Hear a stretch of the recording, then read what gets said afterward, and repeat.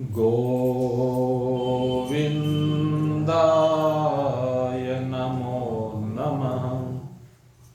श्रीकृष्णाय नमो नमः। नारायणाय नमोस्तुते। हरि ओम।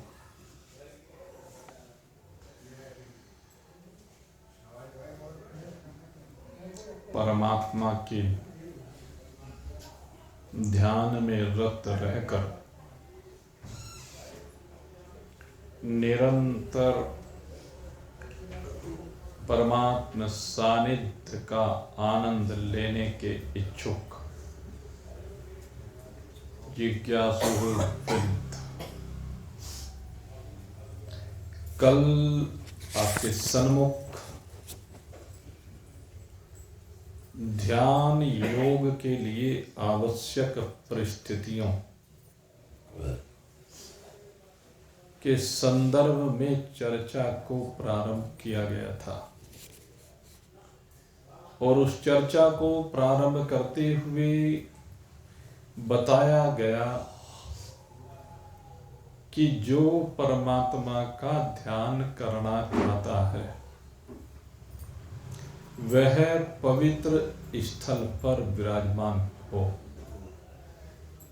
गंगा जी का किनारा हो, तुलसी, आंवला, पीपल, वट आदि वृक्ष का सानिध्य हो, वन हो, अथवा गंगा जल के द्वारा शोधित की हुई भूमि, गाय के गोबर से लिपी हुई भूमि,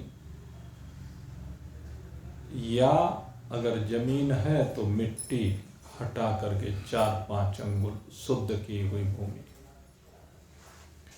कुश का आसन हो, उसके ऊपर टाट या कंबल बिछा हुआ हो और उसके ऊपर सूती वस्त्र अवश्य होना चाहिए। इस प्रकार से उस भूमि पर, उस जगह पर एक आसन लगाया जाए, वो न ऊंचा हो न नीचा हो, स्थिर आसन हो। तो कहते हैं कि उस आसन पर अब किस प्रकार से बैठना चाहिए, उस संदर्भ में भगवान अब चर्चा कर रहे हैं। 2 मंत्र हैं ये बड़े ही सुंदर। इनमें मैं पहले दूसरे मंत्र को आपके सन्मुख रखूंगा, फिर पहले मंत्र को रखूंगा। यद्यपि भगवान ने पहले 12वां मंत्र रखा है, फिर 13वां रखा है, लेकिन दोनों क्योंकि एक साथ जुड़े हुए हैं, इसलिए पहले शारीरिक स्थूल शरीर की परिस्थिति, तदुपरांत सूक्ष्म शरीर की परिस्थिति के ऊपर चर्चा करें। तत्रैकाग्रं मनः कृत्वा यत चित्तेन्द्रियक्रियः उपविशासने युञ्जन् योगमात्मविशुद्धये समम काय शिरो ग्रीवं धारयन् नचलं स्थिरः सम्प्रेक्ष्य नासिकाग्रं स्वमदिशश्चान्वलोकयन्।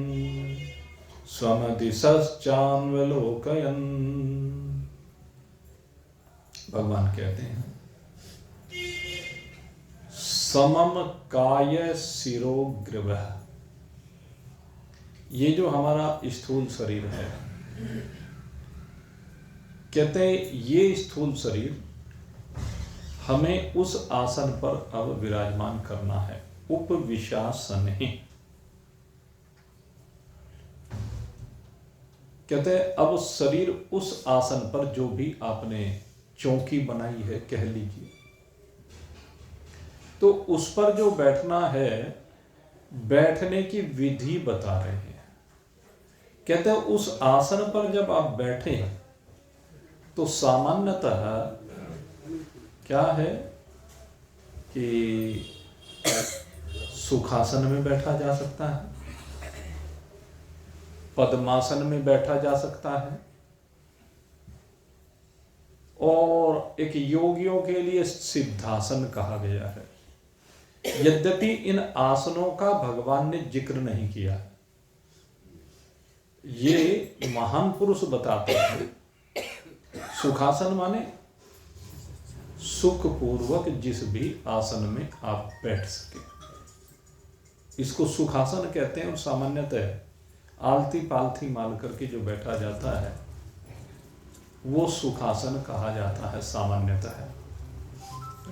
दूसरे पद्मासन, जिस आसन में मैं बैठा हुआ हूं इस समय, जिसमें आपकी एड़ी मूलाधार और स्वाधिष्ठान चक्र दोनों के मध्य में होती है, और दूसरा पैर आपका जंघा के पास होता है, ये पद्मासन होता है। और सिद्धासन जरा थोड़ा सा कठिन होता है, उसमें लंबे समय कुछ लोगों की ही हिम्मत होती है जो बैठ पाते हैं, जिनके हल्के फुल्के शरीर होते हैं वो उस आसन में बैठ पाते हैं, जिसमें आपके दोनों पंजे दोनों जंघाओं के ऊपर रखे हुए होते हैं।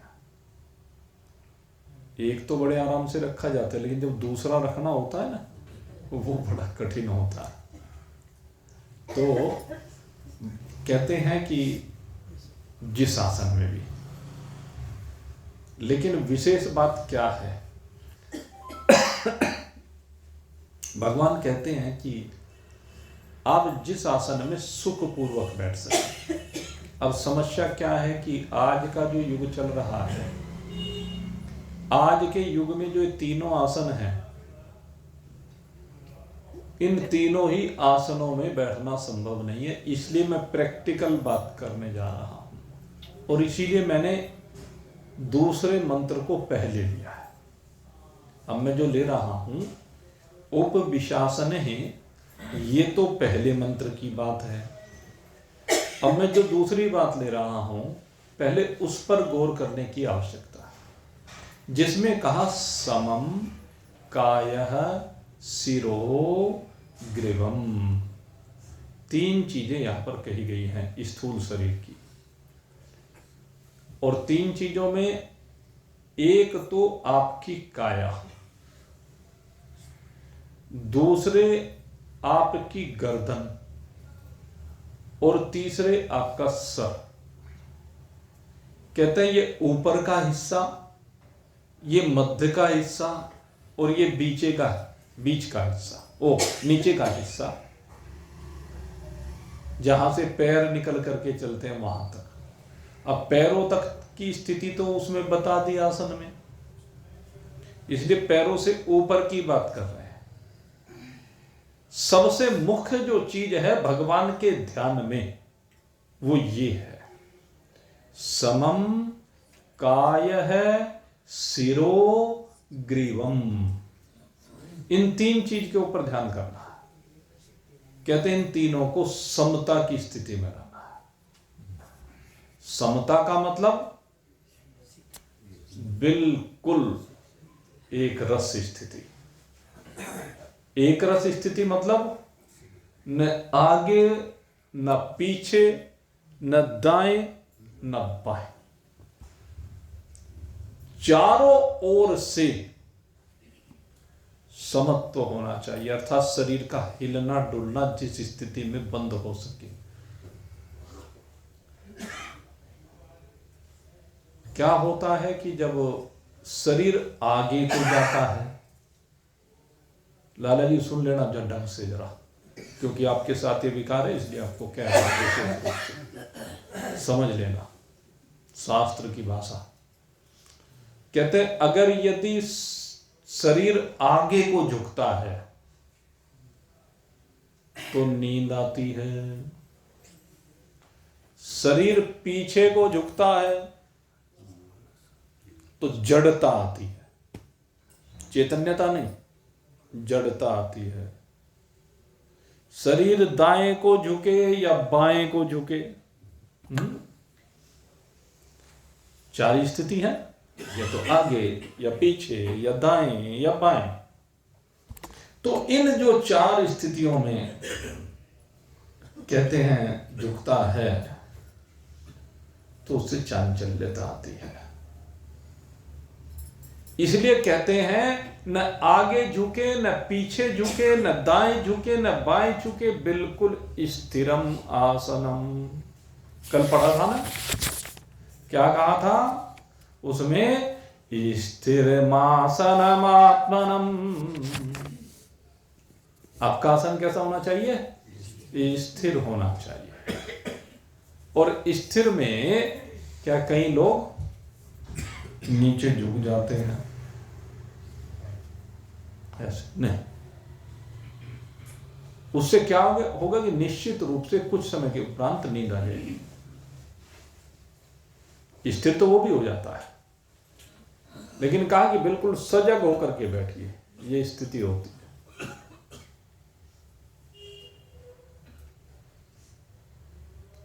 बिल्कुल इस स्थिति में, समता की स्थिति में, आगे झुकना ना पीछे झुकना, ना दाएं ना बाएं, ये जो स्थिति है ध्यान योग में, इस स्थिति में बैठना चाहिए। और फिर इसके बाद एक बात और कही, संप्रेक्ष्य नासिकाग्रम। और क्या करे, कहते हैं नासिका के अग्रभाग पर दृष्टि को रखे और आंखें बंद ना करे और आंखें खोले भी नहीं। न आंखें बंद करनी है न आंखें खुली रखनी है। कहते हैं अगर आंखें खुली रखोगे तो संसार दिखाई देगा और आंखें बंद करोगे तो सो जाओगे। इसलिए क्या कहा, अपने आंख की दृष्टि कैसी करे, अध खुली, न खुली हुई हो न बंद हो। और क्या है ये स्थिति, इसमें क्या है, ये आपको अग्रभाग दृष्टि गोचर हो रहा है, इससे नींद नहीं आएगी। संप्रेक्ष है नासिकाग्रम स्वम दिशाश्च अवलोकन है। कहते हैं कि आप किसी भी दिशा की ओर न देखते हुए केवल नासिका के अग्रभाग की ओर दृष्टि रखें। ये शरीर की स्थिति इस प्रकार की होनी चाहिए। अब शरीर की स्थिति आपके नख से लेकर शिख पर्यंत बता दी।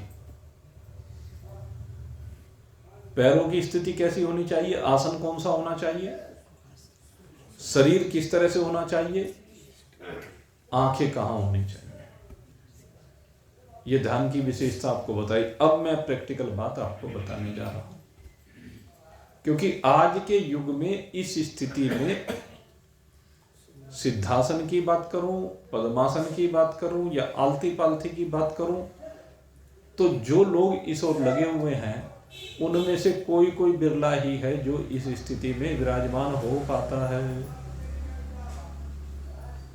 क्यों, सबके घुटने खराब हो गए हैं, किसी के भी घुटने ठीक से नहीं है। ज्यादातर लोग जो मेरे सन्मुख विराजमान हैं, तो कोई बात नहीं, इसका मतलब ये थोड़ा ही ना अगर यदि हमारे घुटने खराब हो गए हैं तो हम भगवान का ध्यान नहीं कर सकते। हमारी अगर कमर खराब हो गई है तो हम भगवान का ध्यान नहीं कर सकते। अब भाई कमर में विकार है तो क्या करें, तो अब मैं आपको प्रैक्टिकल कुछ बातें बताना चाहता हूं। देखिए, आप एक चीज के ऊपर आपको ध्यान जरूर रखना है कि चाहे कमर खराब हो चाहे पैर खराब हो, शरीर का कोई भी अंग खराब हो, लेकिन जो ये कहा है समम कायः शिरो ग्रीवम, इन तीनों को हमें सीधा ही रखना है। अब आप कहेंगे जब कमर में सामर्थ्य नहीं है तो हम कैसे इसको सीधा रखें, और बैठ सकते नहीं बैठ तो सकते हैं आप चाहे सोफा सेट पर ही बैठो, ठीक है ना, आप किसी कुर्सी पर ही बैठो, कोई बात नहीं है। तख्त पर नहीं बैठ सकते तो बैठ जाइए।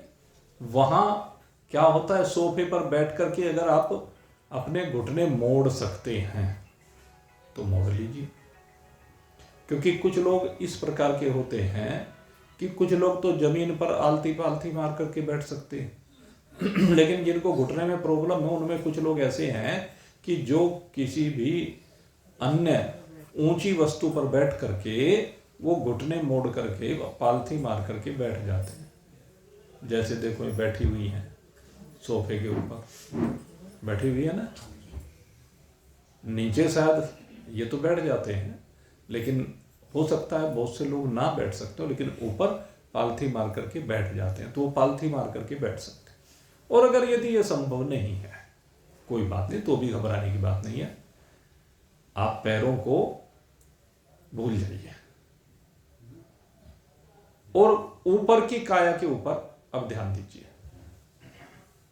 प्रयास ये करना कि तीनों बिल्कुल सीधे रहें, पीछे लेटे नहीं। अजी कमर गड़बड़ करती है, क्या करें, बैठा ही नहीं जाता।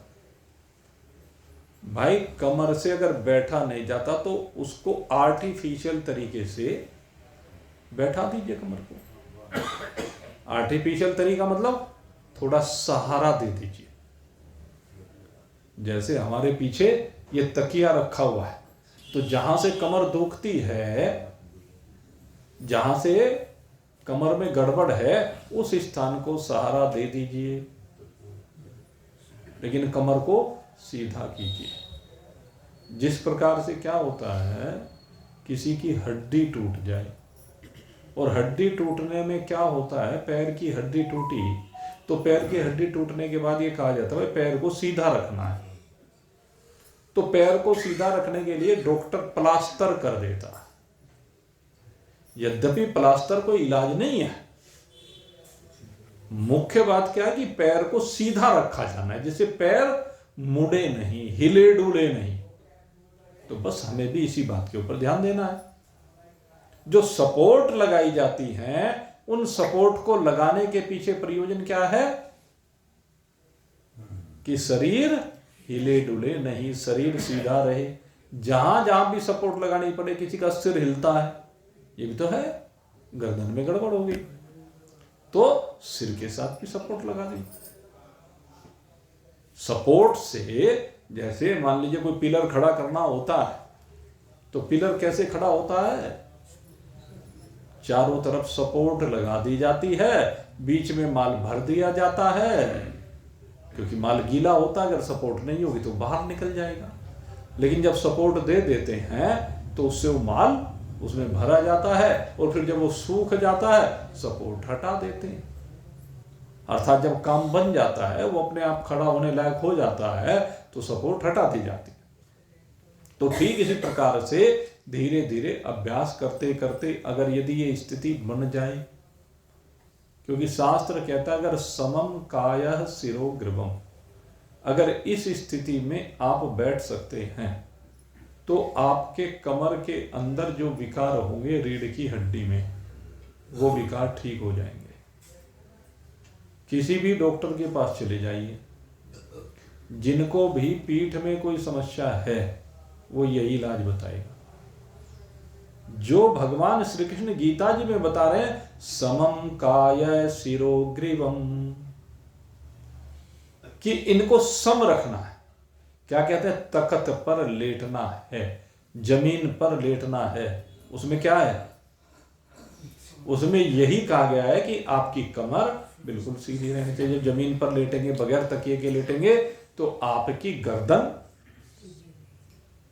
आपकी ग्रीवा, आपका सिर और कमर तीनों एक सीध में होंगे। और एक सीध में होने से जो नाड़ियां हैं रीढ़ की हड्डी के अंदर, उन नाड़ियों में रक्त का प्रवाह ठीक से होने लगेगा। और जब लंबे समय तक लेटे रहेंगे तो वो ठीक जो डिसबैलेंस हो रही है उनका बैलेंस भी ठीक होता चला जाएगा। तो ये वैज्ञानिक बात कह रहे हैं भगवान। कहते ऐसा करने से आपका स्वास्थ्य बिल्कुल ठीक रहेगा, नींद नहीं आएगी, शरीर में चैतन्यता आ जाएगी और मन इधर उधर डामाडोल नहीं होगा। ये ऐसी स्थिति है। इसके संदर्भ में, बैठने के संदर्भ में अगर किसी के मन में कोई शंका हो तो वो पूछ सकता है। इसके अलावा चूंकि वैसे तो बात मैंने बिल्कुल स्पष्ट कर दी और शंका नहीं है, तो अब मैं आपको आगे की बात बताता हूं। भगवान कहते हैं तत्र एकाग्रम मनः कृत्वा तत्र एकाग्रम मनः कृत्वा। उसके बाद मन को एकाग्र करना है। ये मन को एकाग्र करना, हाँ। तो मन को एकाग्र कैसे किया जाता है, यहां अब उपाय बताते हैं महान पुरुष। क्योंकि सबसे बड़ी बीमारी तो यही है, मन ही एकाग्र नहीं होता। कहने लगे इसके लिए अपनी विल पावर को आपको मजबूत करना पड़ेगा। सबसे बड़ा क्या है कि आपकी जो संकल्प शक्ति है, चिंतन शक्ति है, आपकी जो क्या कहूं मैं, विल पावर को जो कहते हैं ना, वो अंदर की जो शक्ति, इच्छा शक्ति कहिए आप, कहने लगे वो जो इच्छा शक्ति है वो बड़ी मजबूत होनी चाहिए। और कितनी मजबूत होनी चाहिए, क्या होना चाहिए? हम ध्यान क्यों कर रहे हैं? ध्यान के पीछे हमारी इच्छा क्या है? कहने भगवान को प्राप्त करने की। भगवान कहीं तो ध्यान किया जाता है। हम जो इच्छा लेकर के बैठते हैं वो भगवान का ध्यान करने के लिए बैठ रहे हैं। कहने लगे सबसे पहली बात तो यह कि वो स्ट्रोंग होनी चाहिए। कितनी स्ट्रोंग? कहने लगे बस भगवान को पाना है, आज भगवान से मिलना है, आज चाहे कुछ भी हो जाए लेकिन मुझे आज भगवान से मिलना ही है। ऐसी दृढ़ इच्छा शक्ति होनी चाहिए। जब ऐसी दृढ़ इच्छा शक्ति होगी, कहने लगे तभी आपका मन एकाग्र हो सकता है। क्योंकि दृढ़ इच्छा शक्ति होने पर फिर आपका मन दौड़ करके संसार में नहीं जा सकता। जब बार बार ये करें कि भगवान मुझे तो आज तेरा ध्यान करना ही करना है, आज मैं इस मन को संसार में जाने ही नहीं दूंगा, आज मुझे संसार का चिंतन बिल्कुल नहीं करना है, आज केवल तुम्हारा चिंतन करूंगा। तो अभी ये चिंतन जब आपका दृढ़ हो जाएगा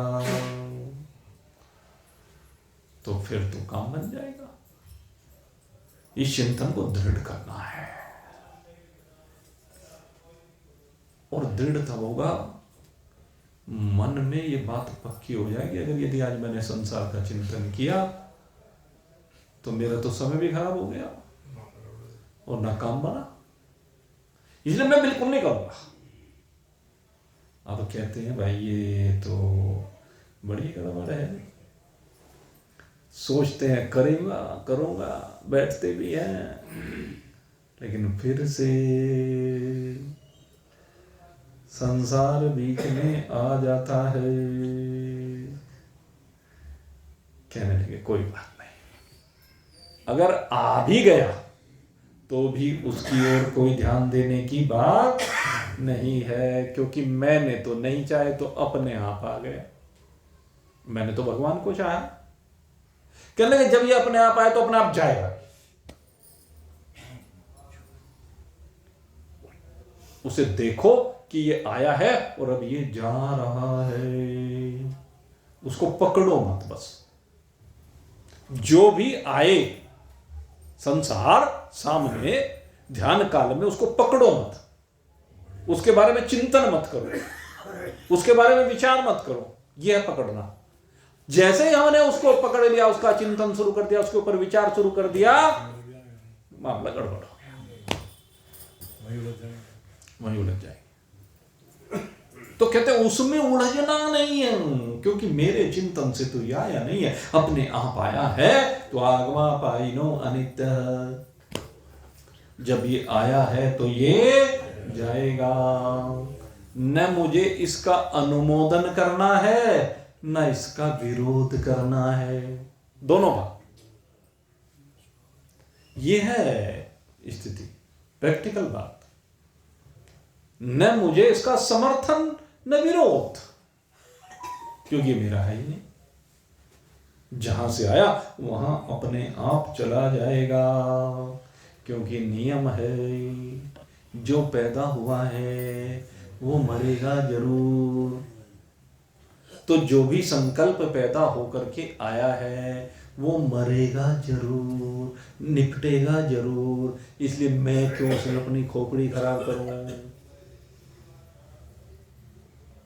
जो भी संसार में आया है वो सब एक दिन नष्ट होगा ही, इसलिए मैं क्यों खोपड़ी खराब करूं उसको बचाने के लिए। मुझे अपनी खोपड़ी खराब करने की आवश्यकता नहीं है।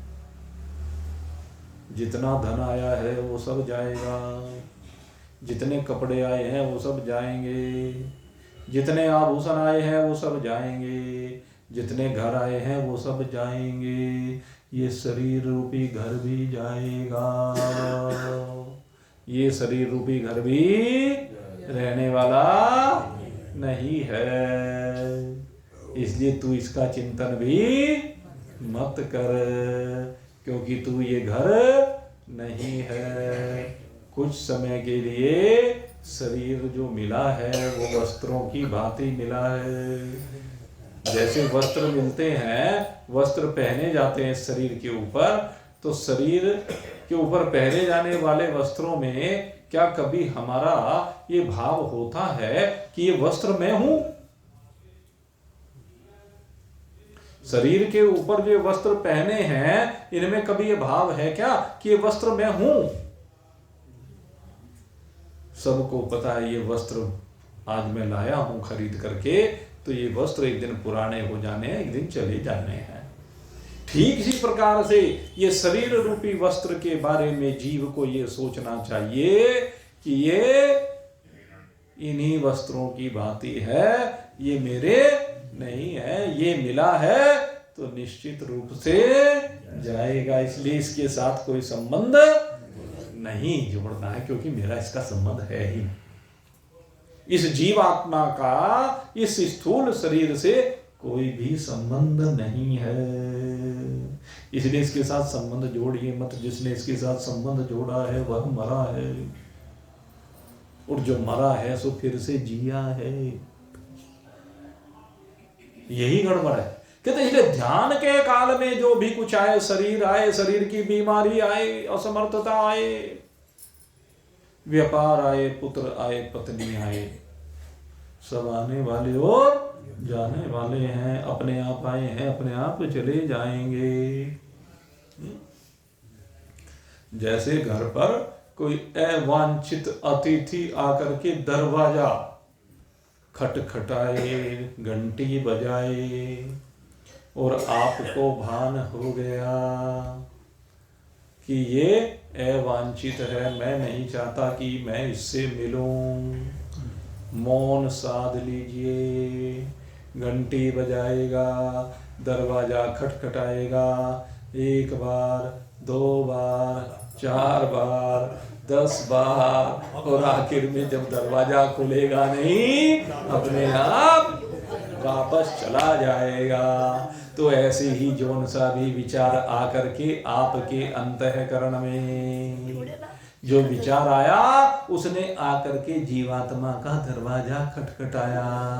तो जीवात्मा अंतःकरण में आए हुए उस विचार रूपी मेहमान की कोई कदर ना करे, उसके खटखटाने से अपने आप विकारित ना हो, मौन साध ले ये जीवात्मा, तो ध्यान उसमें लगेगा ही नहीं। यही सीधा सा सूत्र है, ये सीधा सच्चा सूत्र है। मैं बीच में मत बोलो, डिस्टर्बेंस होता है फिर उससे, सुनिए। तो ये समझाने का तरीका है भाई, और समझने का तरीका है। और ये जो समझाने और समझने का तरीका है, जिस दिन समझ में आ जाएगा उसी दिन भगवान में ध्यान लग जाएगा। यत चित्तेन्द्रिय अक्रिय है। तो एक काम तो ये करना है, और इससे पहले एक काम और करना है। कहते हैं जैसे आपने स्थूल शरीर को क्या किया, समम काया शिरोग्रीवः धार्यन् अचलम स्थिरम। कहते पहले तो शरीर को स्थिर करने की कला, और शास्त्र कहते हैं शरीर को स्थिर करने की जो ये आसन बताया ना, कहते हैं कब माना जाएगा। कहने लगे जब एक आसन में 3 घंटा बैठ सकते हो। और ये कोई विशेष बात नहीं है, हंसने वाली बात नहीं है, ये बहुत साधारण बात है। अगर शरीर में दिमाग को लेकर के जाओगे तो 3 मिनट भी नहीं बैठ सकते, और शरीर से जितनी देर के लिए दिमाग हट जाएगा शरीर का पता ही नहीं रहेगा, अपना आप जागा रहेगा। ये सीधी सी बात है। बीमारी का चिंतन करोगे तो बीमारी खाएगी आपको, और बीमारी का चिंतन नहीं करोगे तो वो बीमारी शांत होकर के बैठ जाएगी, शांत हो जाएगी। ये सूत्र की बात बता रहा हूं। जितना हम अपनी बीमारी के बारे में सोचते हैं, हाय यहां सर में दर्द, खोपड़ी खराब हो गई, हाय यहां जख्म हो गया, जल गया, खोपड़ी खराब हो गई, इन चीजों से मन को हटा करके जरा शरीर से अंदर, सूक्ष्म शरीर से अंदर, कारण शरीर के अंदर बैठे हुए जीवात्मा में लाइए, तो इनका एहसास ही समाप्त हो जाता है। इसे कहते हैं कि शरीर को स्थिर करना सीखें 3 घंटे तक। जो 3 घंटे एक स्थिर स्थिति में बैठा रहता है उसी को कहते हैं जितासना। उसको जीतासन कहते हैं कि उसने आसन को जीत लिया है।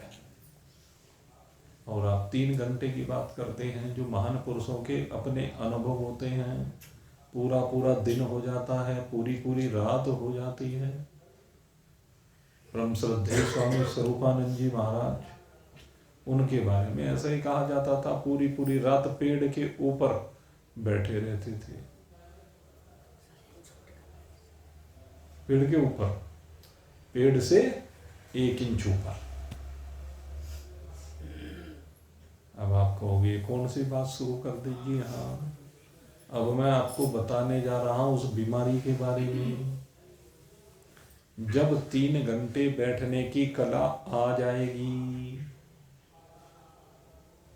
3 घंटे जब आप एक आसन में बैठना शुरू कर देंगे और चित्त आपका एकाग्र होना प्रारंभ हो जाएगा, तो उसके बाद कुछ क्रियाएं अपने आप होनी प्रारंभ हो जाएंगी। क्या होगी? कहते हैं मन में से जब बोझ हट जाएगा संसार का, क्योंकि उस समय संसार हट गया तो मन में से संसार का बोझ हट जाता है। मन बड़ा बोझिल रहता है सारे दिन, लेकिन जैसे संसार के संकल्प विकल्प समाप्त हो जाते हैं तो मन का बोझ खत्म हो जाता है, और मन का बोझ खत्म होने के बाद तन का बोझ भी खत्म हो जाता है। और एक विज्ञान का सूत्र है कि जब आपका शरीर इतना हल्का हो जाए, इतना हल्का हो जाए कि वो वायुवत हो जाए, और उसके अंदर एक ऊर्जा का, ऊष्मा का प्रवाह हो, तो क्या होगा, वो ऊपर उठना प्रारंभ हो जाएगा। शरीर के हल्के होने पर शरीर ऊपर उठना प्रारंभ हो जाता है, और जिसका शरीर ऊपर उठना प्रारंभ हो जाता है वो हल्का और हल्का और हल्का होता चला जाता है संसार की ओर से, और परमात्मा के साथ उसकी नजदीकी बढ़ती चली जाती है, बढ़ती चली जाती है। फिर वो किसी आसन पर विराजमान रहे शरीर, या हवा में विराजमान रहे शरीर, पेड़ के ऊपर रहे शरीर, या पेड़ से ऊपर रहे, या जल के ऊपर रहे, कहीं भी रह सकता है उस स्थिति में शरीर। ये योगियों की स्थिति होती है, इसको कहते हैं सिद्धि। ये सिद्धि आ जाती है शरीर के हल्केपन को प्राप्त करने की, और जिसके अंदर ये सिद्धि आ जाती है अब गड़बड़ शुरू हो जाती है। अगर यदि वो सिद्धि आने पर वो उसको खिलौना बना देता है और उस खिलौने से संसार को खिलाना प्रारंभ कर देता है, तो रास्ते से भटक जाता है, और वो रास्ते से भटकाव उसे परमात्मा से दूर कर देता है। इसलिए कहा योगी इन सिद्धियों का उपयोग काहे में करे, युञ्जात योगम आत्मविशुद्धये। काहे में करे उपयोग, कहते आत्मविशुद्धये, अर्थात यहां पर आत्मा का अर्थ अंतःकरण है। आत्मा का भगवान ने अलग अलग जगह पर कहीं शरीर को लेकर आत्मा कहा है, कहीं मन को लेकर आत्मा कहा, कहीं अंतःकरण को लेकर आत्मा कहा है, कहीं कारण शरीर को लेकर आत्मा कहा है, कहीं जीव को लेकर आत्मा कहा गया है, और कहीं आत्मा को लेकर आत्मा कहा गया है। तो वो प्रकरण के अनुसार उसका अर्थ लिया जाता है। तो यहां पर आत्मा से तात्पर्य अंतःकरण से है, क्योंकि आत्मा तो सदा ही शुद्ध है। आत्मा की अगर मैं बात करूं, जो वास्तव में केवल जिस आत्मा की हम बात करते हैं, तो आत्मा तो सदा ही शुद्ध है।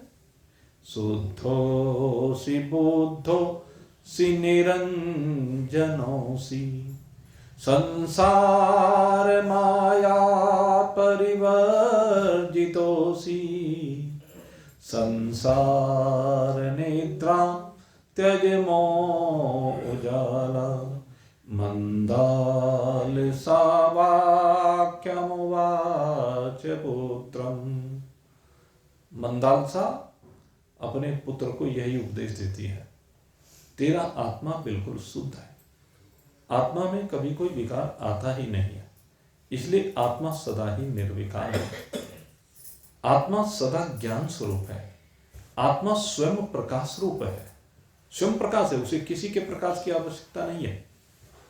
सूर्य, चंद्रमा, तारागण, इनको दूसरे प्रकाश की आवश्यकता है। आप कह रहे हैं सूर्य को भी दूसरे के प्रकाश, जी हाँ, सूर्य अपने प्रकाश से प्रकाशित नहीं है, सूर्य को प्रकाशित करने वाला परमात्मा है। और चंद्रमा सूर्य के प्रकाश की अपेक्षा करते, तारागण चंद्रमा के प्रकाश की, लेकिन कहते हैं यद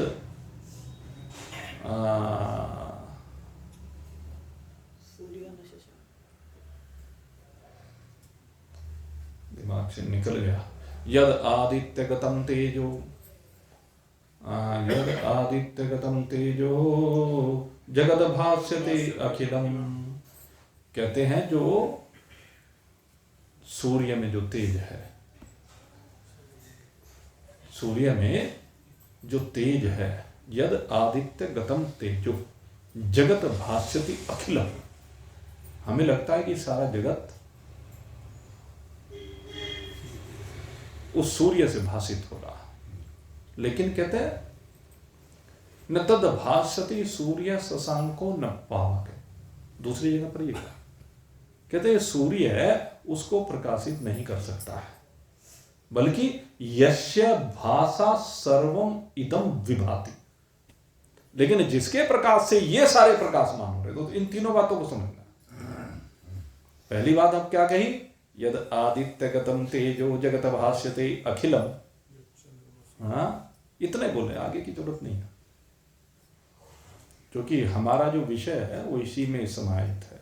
यद आदित्यगतम तेजो, कहते हैं जितना ये सूर्य सारे जगत को भाषित कर रहा है हमें लगता है,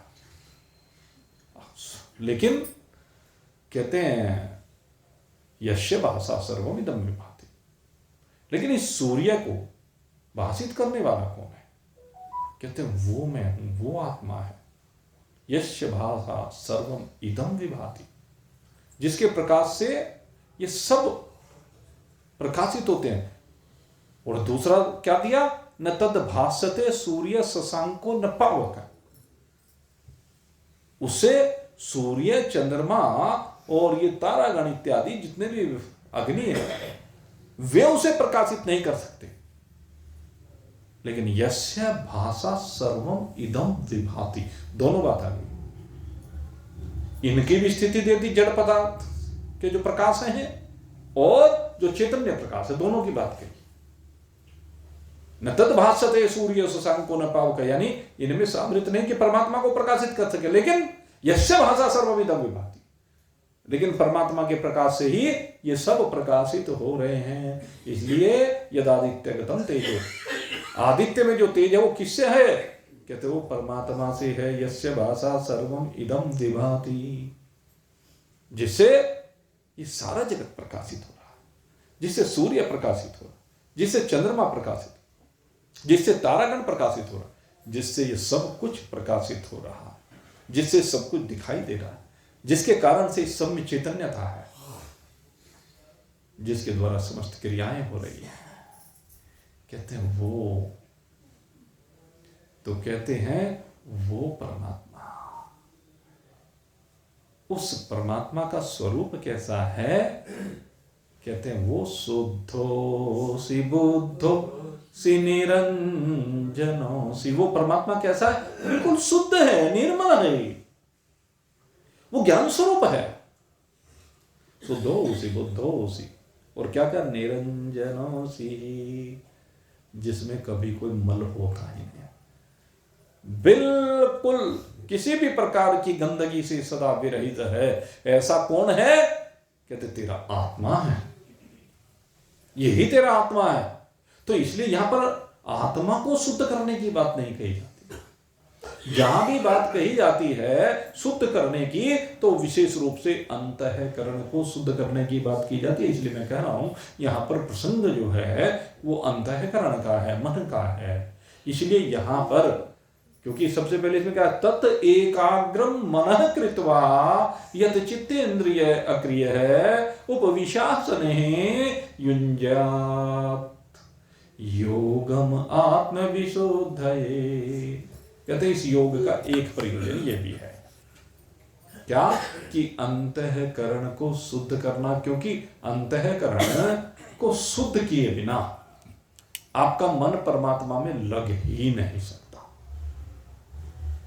जब तक अंतःकरण शुद्ध नहीं होगा, और अंतःकरण को कब शुद्ध करना है? क्या योग की स्थिति में हम शुद्ध करेंगे? जब ध्यान योग कर रहे हैं उस समय शुद्ध करेंगे? नहीं, कहते हैं अंतःकरण को व्यवहार काल में शुद्ध कीजिए। अगर व्यवहार काल में अंतःकरण शुद्ध हो गया, निर्मल हो गया, उसके विकार दूर हो गए, तो फिर ध्यान काल में वो विकार सामने आएंगे ही नहीं। नहीं तो वो उन विकारों के संस्कार उस समय स्फुरित होते हैं, जिसके कारण से मन चलायमान होता है। इसलिए भगवान कह रहे हैं कि योग के द्वारा, कौन सा योग? कहते हैं यहां समझ योग की बात हो रही है। कौन सा योग है? समझने का योग। संसार में बहुत प्रकार के योग है, तो यहां समझने वाली बात है। समझ करके इस जागृत अवस्था में अंतःकरण से सारे विकारों को दूर कीजिए। और उसके लिए अष्टांग योग में जो पहले नियम बताए गए, यम बताए गए, उन 10 यम और नियम की ओर ध्यान करना पड़ेगा। सोच, संतोष, तप, स्वाध्याय, ईश्वर प्रणिधान, और क्या क्या है? अहिंसा, सत्य, आस्तेय, ब्रह्मचर्य, अपरिग्रह। ये 5 यम और 5 नियम।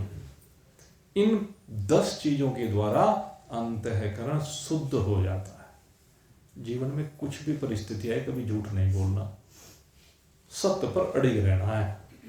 कुछ भी परिस्थिति आ जाए, हिंसा नहीं करनी है, सदा ब्रह्म में चरण करना है, सदा ईश्वर में। व्यवहार काल में भी सदा ईश्वर को याद रखें,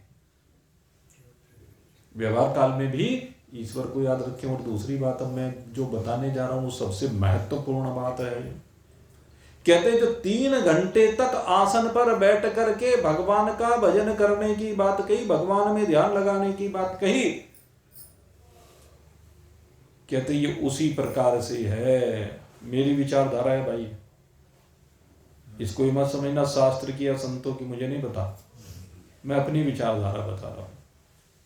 मेरा भाव कहने का यह कि 3 घंटे का अभ्यास इसलिए कराया जाता है कि इस 3 घंटे के अभ्यास से बाकी के जो 21 घंटे हैं, उन 21 घंटे में उस अभ्यास के बल से आपकी चित्त की वृत्ति परमात्मा में बनी रहे, परमात्मा में टिकी रहे, परमात्मा में स्थिर रहे।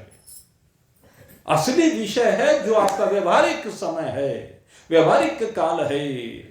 उस अवस्था में भी आपका ध्यान ये बना रहे कि परमात्मा ही सब कुछ है। ध्यान करने की नहीं, ध्यान रखने की आवश्यकता है। मेरे गुरुदेव बार बार ये कहा करते थे, ध्यान करना एक क्रिया है और ध्यान रहना परमात्मा का सानिध्य है। ध्यान करने की जो क्रिया है वो आपकी पढ़ाई के अंतर्गत है, वो थ्योरी है। और ध्यान रखना हर काल में, तस्मात् सर्वेषु कालेषु मामनु स्मरः। भगवान ने कहा तस्मात् सर्वेषु कालेषु मामनु स्मरः। तो 3 घंटे के लिए नहीं कहा गया, 3 घंटे का तो अभ्यास करने के लिए कहा गया। अगर 3 घंटे का अभ्यास करेंगे तो 24 घंटे बना रहेगा।